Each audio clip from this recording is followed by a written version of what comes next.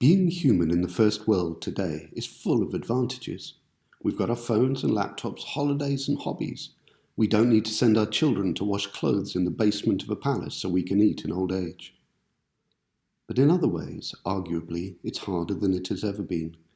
The blacksmith's son knew he would become a blacksmith, and the laundry girl didn't have to question her future. But today, between a rapidly changing world, social media and indexed universal life insurance, there's plenty to worry about. And if you're not worrying about it, some advertiser will make you worry about it. Then there's society or your work asking, are you being all you can be? Where's your life going? Are you successful enough? All this whilst reducing your carbon footprint naturally. Of course, it's normal and essential to ask these questions and to think about these things.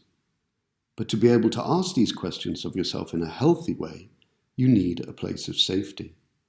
You do need support from your family and friends. You also need tools such as knowledge, skills and character strengths. You need fun, passion, patience, etc., etc. But most of all, you need a nice, soft landing place, because we all fall.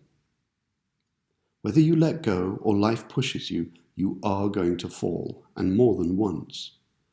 The Japanese have a proverb, Nana korobi ya oki, and it means fall down 7 times, get up 8. So where is this soft landing zone? Well, Dr. Kristin Neff from the University of Texas at Austin says it's in ourselves, and she has spent 20 years working on the science of it. Philosophers and world religions, of course, have known it for centuries. It's called self-compassion.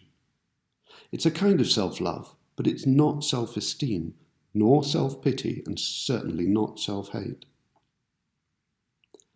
The aims of this module are to help you improve your self-compassion and enable you to become resilient, so that you can fall and get up again and again and again.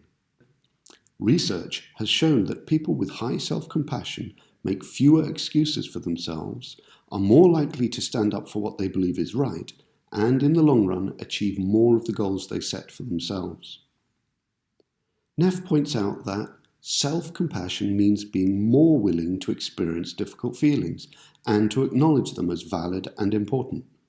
Instead of trying to get rid of bad feelings and replacing them with good ones, positive emotions are generated by embracing our suffering with tenderness and care, so that the light and dark are experienced simultaneously. Sounds a bit like Star Wars to me. Self-compassion is increased through being aware of your reaction to things, recognizing that you are just a person and treating yourself kindly. Let's start with your reactions to things. We all react to stimulus from the outside world with feelings, but feelings are slippery things, difficult to name and even more difficult to grab hold of and look at properly. Sometimes they hide in the dark corners of our minds and whisper horrible things to us, and we believe them. The solution to this problem is to slow down and become aware of ourselves. One of the most powerful ways to do this is through mindfulness. And in this module, there will be opportunities to practice mindfulness.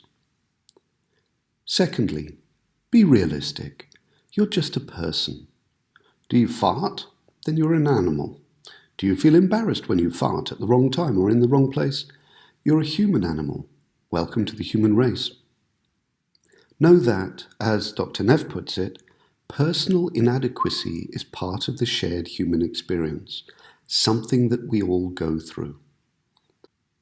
Lastly, it's important to judge yourself as you would judge others, or more accurately, forgive yourself as you would forgive others, like a good friend. If you can treat yourself as you would treat a close friend when he or she is suffering, then you've nailed this self-compassion thing. There are a couple of activities in this module to help you practice that too. The list of benefits of self-compassion is long. Just some include increased motivation, boosts in happiness, improvement in body image, it enhances self-worth, it fosters resilience, and it reduces anxiety, depression, and stress. All these positive effects have been scientifically proven. Self-compassion is a very strong foundation to build on. So why not give it a go?